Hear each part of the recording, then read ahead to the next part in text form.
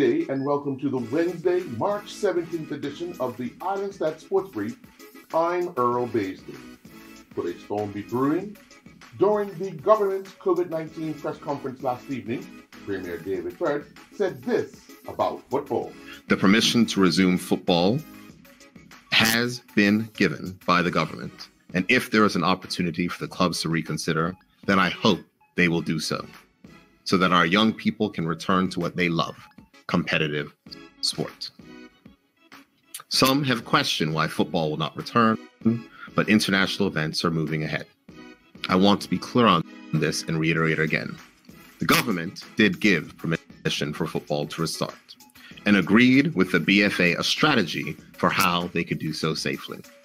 President of the Bermuda Football Association, Mark Wade, did confirm that they got a response from government, but listen to when they received that response. Getting final approval. To be honest, we received that at 5:30, just before the meeting. With the sort of the written details, we had some discussions, and they were very helpful to help shape what the conditions would look like. During the popular show, A Walk Down Memory Lane last evening, Ralph Gumbo Bean Sr. was asked about how he joined the North Village family. There is I was originally being able to join up with Devonshire Colts, because Devonshire Colts at that time was my favorite team.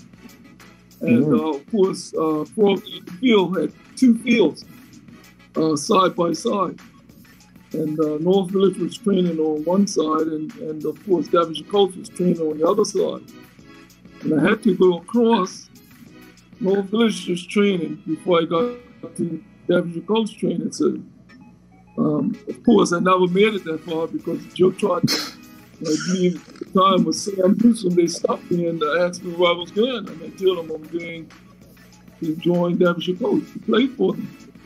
And they stopped me and they talked to me for a little while and convinced me that North Village is the place I should be. And the rest is history. Ralph Bean Jr. was asked about the pressure of being compared to his father. No, I didn't feel any pressure. Number one, my father never really gave me any pressure. Some people ask, your old man must have had you out in the yard and, like that. And it wasn't like that. He never even pressured me to play football. Like I said, culturally, you just play football when you live in Bermuda, right? And then I was also, my mother had the full vision to just sort of warn me of the comparisons that were going to come anyway. So I was warned at a very early age that that's going to come. And, no matter what you do, no matter what you say, those things are those comparisons are going to come up. And, just being prepared for it allowed me to not worry about it so much. So I think I was well prepared from both my parents in different ways of not succumbing to that type of pressure or even buying into it at all. The Bermuda Football Association officially confirmed that the Premier and First Division seasons were ended during a special Congress meeting held on Monday evening. Bermuda Football Association President Mark Wade discussed the challenge of waiting for a go-ahead from the various government departments. It was tough. These conversations have been going on since we stopped in December. When could we start? Trying to plan without getting any real definitive answers. I thought the government's return to sport guidance was a good step. I mean, the document had some issues with sports because it didn't really encompass all sports, but I thought it was a good step. But we spent 4 weeks in phase 2. Waiting for testing to be available.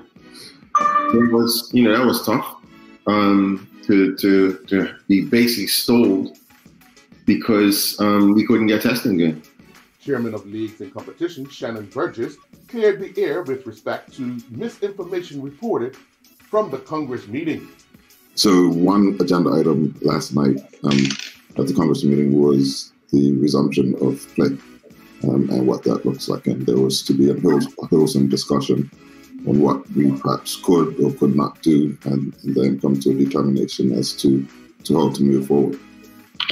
At the beginning of that agenda point, we reiterated what the blueprint looks like from a league and cup perspective, whereby we were aiming to complete the league campaign by May 16th and commence with the FA Cup during the evenings late in May and early in June. And the reason we were looking to do that was because we wanted to release certain venues for cricket. And we had several meetings and conversations with cricket in order to try and engage and have a smooth transition. Before we can get into any discussions around protocols, etc., there was a motion put to the floor. And that motion was to entertain a vote to cancel the season. That motion was seconded and was passed by a score of, I think, a vote of 11 to 10. And so therein ended the conversation around recommencing football. The Bermuda Olympic Association announced Donna Rayner, president of the Bermuda National Athletic Association, has been named Bermuda's chef de mission for the 2022 Commonwealth Games that will be held in Birmingham, England from July 28th to August 8th, 2022. Rayner will lead the team overseeing Bermuda's athletes' participation in the Games and ensuring their welfare whilst competing. Luke Sterling and his Adelphi University men's tennis teammates made their return from the COVID-19 shutdown with a 7-0 loss to Lemoyne College.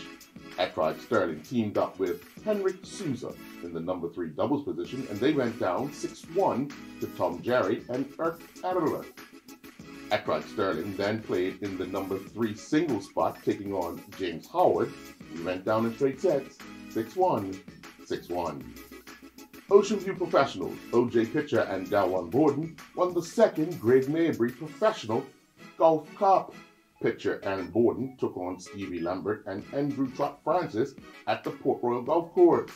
Playing match play in blustery and extremely cold conditions, Pitcher and Borden defeated Lambert and Trott Francis 3-up. Jonte Smith was not part of the Walking Football Club's 1-1 draw with Ultracham.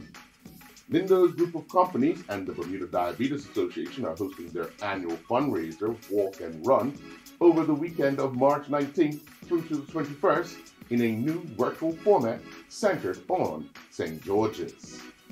And that's a look at this Wednesday, March 17th edition of the Islandstats Sports Brief. I'm Earl Basie.